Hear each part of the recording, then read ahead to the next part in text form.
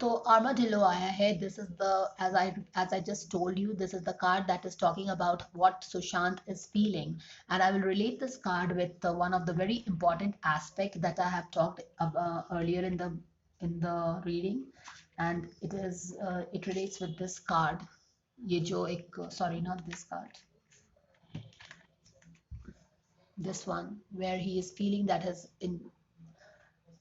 where his strong foundations on which your life, moralistic values, philosophy, जिस पे किसी का भी लाइफ बेस्ड होता है, सेल्फ बिलीव्स बेस्ड होता है, वो एक चैलेंज्ड पोजीशन पे है, जिसको चैलेंज किया जा रहा है, जिसको maybe people are asking to compromise on that. ये वाले कार्ड से मैं ये कार्ड को रिलेट करती हूँ. यहाँ पे आपने देखा था कि एक स्ट्रगल हो रहा है, वो एक स्ट्रगल कर रहे हैं. He is considering options. He is negotiating whether he should choose his unending dreams and in the process choose to live, or he should choose his moralistic values, his ground foundation, or whether he should choose his foundation, choose to stand with the right. But in that case, of course, as we discussed in the previous card, that he will have to die because they will not let him live or anything like that. यहाँ पे card again मैंने ये वाले card में बताया है कि he is introspecting, he is negotiating, he is considering options, क्या है क्या नहीं, क्या डिसीजन लूँ. एक द्वंद चल रहा है, एक इंटरनल कॉन्फ्लिक्ट चल रहा है, और एक एक्सटर्नल कॉन्फ्लिक्ट तो बाहर उनके एनवायरनमेंट में चल ही रहा है. बट ही इज enduring, जैसा मैंने बताया है आपको. He is constantly thinking about lot of things that is going on in his mind. ठीक है, तो यहाँ पे एक डिसीजन लगता है कि उन्होंने ले लिया है, जो कि आर्माडिलो जो स्पिरिट होता है, it is a spirit who is feeling that it is so important for you to have boundaries in your life. It is so important for you to stand for what you truly believe in. It is so important for you to not negotiate on your foundation stones जिस पे आप अपना life base करते हो. Okay, moralistic values, moralist philosophies, how a righteous person, how a person with a conscience, how a person with a conscience will not compromise for a materialistic thing in life. तो यहाँ पे जो द्वंद चल रहा था हमारे स्टेप 3 और 4 में, यहाँ पे ये आर्माडिलो आया है, एनिमल स्पिरिट, ये बताने के लिए कि सुशांत ने क्या डिसीजन लिया है. और ये आर्माडिलो स्पिरिट यही बता रहा है कि he had decided that there has to be a boundary where you have to say no to people, where you have to choose the right things, where you have to choose things for the things that you believe in. And you cannot keep telling people yes, yes, yes. You have to stand for the right. You have to stand for what you believe in. This is exactly what the Armageddon card is all about. Okay, I will read the message of this card, which is absolutely beautiful, which you must know. This is a armadillo spirit. Okay, I'll read this for you. Some beautiful lines are here, and I think I should share this with you. This also means that you need to learn where you end and where others begin, what is yours own and what is not. Know your limits and understand that it is an empowering choice to say no to what doesn't feel right. Armadillo Spirit is here to tell you it is time to be honest with yourself about what you really want.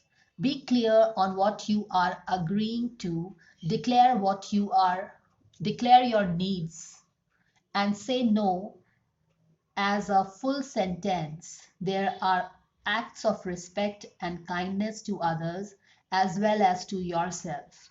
Trust your body's signals and you will know what to do. Armadillo Spirit guides you in making good decisions that are grounded in strong sense of what belongs to you and what doesn't belong to you. A very powerful message that gives us a deep insight into what was going on in Sushant's head, mind, and soul, and how he took a decision and how he chose to be bold and beautiful and powerful and say no to the force, say no to the people who were empowering him, जो कि उनका control लेना चाहते थे, जो उनको force कर रहे थे कॉम्प्रोमाइज करने के लिए, नेगोशिएट करने के लिए। और अभी तक उनका जितना भी टॉर्चर हो रहा था उसको उनको एक स्ट्रेंथ मिला, एक फियरलेस बोल्ड डिसीजन उन्होंने लिया, अपने कॉन्शियंस को उन्होंने चूज किया और उनको बोला no, I will not agree to what you are saying. Okay, तो ये वाला Armadillo spirit tells us that what decision this brave soul, a true hero has taken. ठीक है, तो यहाँ पे स्टेप 1 2 3 4 5 6 and 7 सेवन स्टेप्स मैंने बता दिया है। Now let's see what happens in the 8th step. 8th step में एक बहुत ही सुशांत वापस अंकिता के पास चले गए हैं। उन्होंने एक डिसीजन ले लिया है कि वो जो भी उनको बोला जा रहा है, फोर्स किया जा रहा है करने के लिए, वो नहीं करेंगे।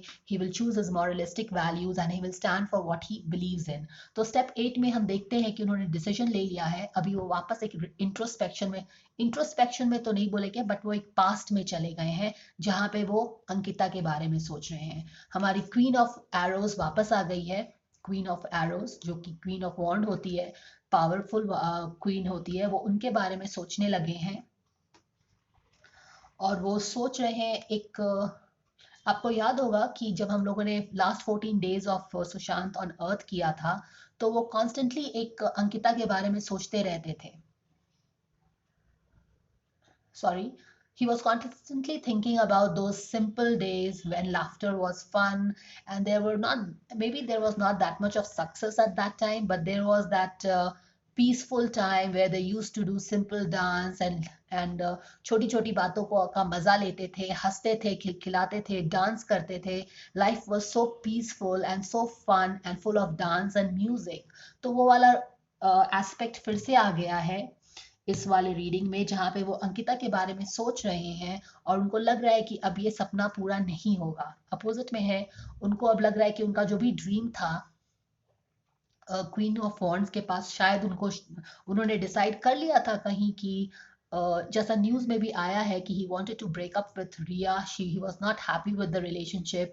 ये वाला रिया और सुशांत के रीडिंग में भी हमने पता किया था clearly कि how he didn't wanted to take the relationship with Ria further. He wanted time to think about the relationship. ये वाला बात हम लोगों ने रीडिंग में बोला है और शायद उस समय तक उन्होंने डिसाइड कर लिया था कि रिया के साथ उनका फ्यूचर नहीं है एंड क्वाइट पॉसिबली उन्होंने सोचा था होगा कि after I we break up and after I am free from this lady I will go back to Ankita. पर अब उन्होंने डिसीजन ले लिया है क्योंकि उनको सब तरफ से ट्रैप कर लिया गया है और he is being forced to take a decision. उन्होंने अपना एक मॉरलिस्टिक स्टैंड लिया है और उनको पता है कि अब the things will not be possible in his life. It will not be possible for him to live his 151 dreams. और अब वो अपनी क्वीन ऑफ वॉन्ड्स के बारे में सोच रहे हैं, अपनी सोलमेट के बारे में सोच रहे हैं, अपनी सोल फ्लेम के बारे, अंकिता के बारे में सोच रहे हैं। क्वीन ऑफ वॉन्ड्स पिक्चर में आ गई है और उनके बारे में वो सोच रहे हैं कि उनका जो भी एक अबंडेंस को सोच रहे हैं, ब्लॉसमिंग अबंडेंस, वो ये भी सोच रहे हैं कि कैसे उन्होंने क्वीन ऑफ वॉन्ड्स जो अंकिता है अब, उनको छोड़ के उन्होंने एक अबंडेंस को चूज किया था, ब्लॉसमिंग अबंडेंस को चूज किया था। राइट अगर आप वो रीडिंग याद करो जहाँ पे अंकिता और सुशांत का हमने बात किया था कंपैटिबिलिटी वाला, तो वहां पे क्या था उनका फोकस? Financial abundance. जो उनके लाइफ में नया अपॉर्चुनिटीज आ रहा था बॉलीवुड का, क्लियरली वो उनका फोकस हो गया था। उन्होंने अंकिता को छोड़ के उस फोकस को चूज किया था, एक अबंडेंस को चूज किया था, एक बॉलीवुड की दुनिया को चूज किया था उन्होंने। अभी वो उसी दुनिया को अपसाइड डाउन देख रहे हैं और उसको अंकिता से कंपेयर कर रहे हैं कि कैसे मैंने उसको छोड़ के इस दुनिया को चूज किया था जहां पे इस दुनिया में मेरे साथ ये सब हो रहा है। You understand, he is going through all this in एक फ्लैशबैक में अब वो सोच रहे हैं बिकॉज उन्होंने ऑलरेडी एक डिसीजन ले लिया है and sweet results await. Opposite में है, इनको पता है कि अब ये स्वीट रिजल्ट्स नहीं होगा। As a matter of fact ये बी है and the bee is something that stings. So life is stinging at the moment. Life is stinging and the life is also going to probably come to an end very soon. तो ये सारा चीज उनके backdrop में जा रहा है. All right, step 8 और स्टेप 9 गाइज वेरी इंटेंस है, मैं आपको बता देती हूँ. This is very beautiful actually.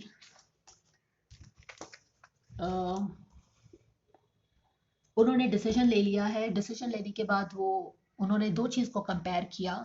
तो कांस्टेंट कंपैरिजन अगर आप देखो तो हो रहा है. He is negotiating between various kind of tools. यहाँ वाले कार्ड में हमने देखा कि he is negotiating between his unending dreams and moralistic values. अब यहाँ पे उन्होंने डिसीजन ले लिया है, उन्होंने अपने मॉरलिस्टिक वैल्यूज को चूज किया है. तो वो वापस एक कंपैरिजन कर रहे हैं जहाँ पे वो क्वीन ऑफ वॉन्स यानी कि अंकिता को कंपेयर कर रहे हैं और अपना जो उन्होंने दुनिया चूज किया था उसको कंपेयर कर रहे हैं. राइट, क्योंकि उन्होंने क्लियरली चूज किया था अपनी वो फैंसी दुनिया, वो जो थी वो फ्लैमेबॉयंट और शोबिस का दुनिया उन्होंने चूज किया था एक लड़की को छोड़ के, और अब वो दोनों को कंपेयर कर रहे हैं. चलिए देखते हैं कि स्टेप 8 में क्या हो रहा है, स्टेप 9 में क्या हो रहा है. Actually step 9 is a very beautiful card, is a very deep card. ये वाला कार्ड पहले एक्सप्लेन करती हूँ. The world tree. The world tree is 21 number का कार्ड है, जो कि कार्ड एक लास्ट टैरो का कार्ड होता है. This is the last card of tarot. एक ट्री है यहाँ पे जहाँ पे चारों मौसम है. Okay, the 4 seasons of the year is described in this tree. Basically ये क्या बोला जा रहा है, और यहाँ पे एक मेज है. Okay, basically what this card is telling you. और उसके पहले मैं ये दिखा देती हूँ, एक बहुत ही हार्ट रेंचिंग फोटो है अगर आप इसको ठीक से देख पाओ तो. एक शेर है, हमारा शेर वापस आ गया है, और इसको अगर आप ध्यान से देखो तो ऐसा फील होता है कि ये कुछ सोच रहा है और आगे में देख रहा है. एक तरह का विजडम है उसके पास, एक तरह का लाइफ देख लिया है उसने. उसने एक बहुत ही हार्ट रेंचिंग और बहुत ही ब्रेव, बहुत ही करेजियस डिसीजन मेकिंग किया है. देखिए, एक बहुत ही मैच्योर इमेज है. यहाँ पे अगर आप देखो तो मुझे ऐसा भी लगता है कि जैसे यहाँ पे कुछ एक वुंड है, एक चोट है जहाँ पे उनको अटैक किया गया है. और एक विजडम वाला कार्ड, नॉट योर यूजुअल शेर वाला कार्ड है ये. एक बहुत ही ग्रेविटी है इस कार्ड में, एक बहुत ही पेन है इस कार्ड में अगर आप देखो तो. और फॉरवर्ड देखते हुए एक दूरदर्शिता वाला मोड है जहां पे वो he is seeing beyond the horizon. Okay, he is seeing far and beyond. ऐसा लग रहा है कि वो दूर इस फिजिकल वर्ल्ड के बाहर देख पा रहे हैं. ओके, इस तरह का एक पॉस्चर. अब ये पॉस्चर कहाँ देख रहा है मैं आपको एक्सप्लेन कर देती हूँ. ये पॉस्चर, ये जो इस मुद्रा में है वो इस स्टेटस में है. एक जो उनका बॉडी लैंग्वेज है जहाँ पे उन्होंने डिसीजन ऑलरेडी ले लिया है, एक गलती जो की थी उस पर भी वो सोच लिए हैं. अब वो क्या कर रहे हैं, देख रहे हैं यहाँ पे एक पेड़ आ गया है. ओके, एक पेड़ है जहाँ पे this is the last card of tarot. That means that he is the life is fleeting and it is just few moments left. He's seeing the life in flashback. He's seeing all the things that he has done in life. How life is a maze. एक मेज है life में. वो सोच रहे हैं कि ये मेज को अब क्रॉस करने का समय आ गया है. उस ट्री को एम्ब्रेस करने का समय आ गया है जहाँ पे एवरीथिंग जाके एक मिल जाता है. He had become very he was always spiritual. एक spiritual element बहुत strongly है उनके रीडिंग में, उनके पर्सनालिटी में.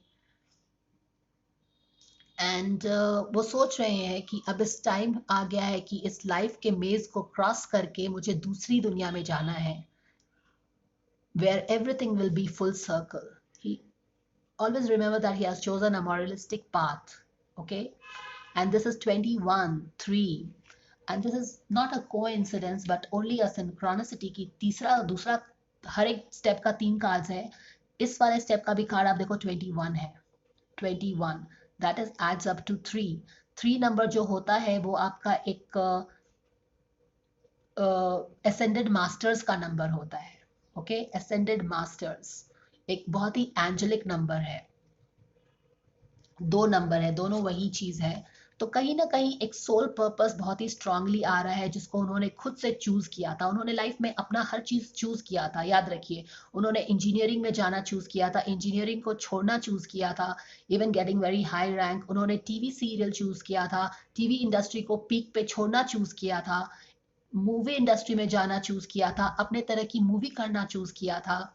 बहुत सारा चीज वो चूज करते थे लाइफ में। यहाँ पे भी उन्होंने अपना एक मॉरलिस्टिक वैल्यू चूज किया है, अपने ड्रीम को छोड़ के चूज किया है, अपने लाइफ को छोड़ के चूज किया है। तो बहुत ही एक वही पैशन, एक वही डिटर्मिनेशन, एक वही करेज बार बार आ रहा है कार्ड्स में। ऑलराइट, तो दिस इज वेरी ब्यूटीफुल। आप अगर ये तीनों कार्ड को बहुत अच्छे से देखो, पता नहीं दिख रहा है कि नहीं आप लोगों को, तो यहाँ पे अगर आप देखो, he is एक forward, he is looking for a long term, he is seeing beyond the realms, he is seeing a tree of life where he has to cross the maze of life and he has to embrace the tree। लेकिन इस tree को embrace करने के बाद ये एक earthy realm है, एक physical realm है, उसके बियॉन्ड वो देख रहे थे। यू अंडरस्टैंड, यहाँ पे वो फिजिकल वर्ल्ड में ट्रैप्ड है, उनको फोर्स किया जा रहा है, ओवर पावर किया जा रहा है टू कॉम्प्रोमाइज। लेकिन वो समझ गए हैं, इन्होंने डिसीजन ले लिया है, अब ये लाइफ को ये क्रॉस करेंगे, इस मेज। ये लाइफ में बहुत ही ऊपर नीचे बहुत सारी चीजें आपको करनी पड़ती है, but he has decided that he will choose the higher path and he will choose the higher path. But उनको पता है कि यहाँ पे इसके बियॉन्ड क्या है, उनके लिए एक टेम्पल वेट कर रहा है। यू नो, एक बहुत ही सुंदर सा टेम्पल है जहाँ पे पीस है, जहाँ पे एक लाइफ पर्पस को लिव किया है किसी ने, एक राइटियस, एक कॉन्शियस को अपने चूज करके जो एक आपको सुकून मिलता है, एक पीस मिलता है, वो वाला चीज वो देख रहे हैं। अगर आपको पता चले तो that is what he is seeing. He is not seeing the struggle, he is not seeing कि उनका जो एक ड्रीम्स है वो पूरा नहीं होगा। He had become very spiritual. वो अपने एक सोल पर्पस को अब चेज कर रहे थे। You understand, this is a very beautiful card, जहाँ पे एक बहुत ही सुंदर सा टेम्पल है। ये टेम्पल पाथ लिखा हुआ है यहाँ पे। दैट मीन्स कि उन्होंने चूज किया था टेम्पल पाथ को, एक स्पिरिचुअलिटी, एक हायर रोड, एक सोल पर्पस को उन्होंने चूज किया था। उन्होंने अपने अनएंडिंग ड्रीम्स को चूज नहीं किया था, जिसको वो दो बहुत पैशनेटली चूज करते थे, पर उन्होंने एक हायर पर्पस को चूज किया है। उन्होंने फिजिकल वर्ल्ड को ना बोला है, and he is seeing forward, and he is seeing beyond the physical realm. He is eyeing a spiritual realm because he was a soul, he was a he was a person with a purpose on this earth. So this is what it is, guys. The next steps I will cover in the next video. Do let me know what you feel about the reading, and thank you so much for watching.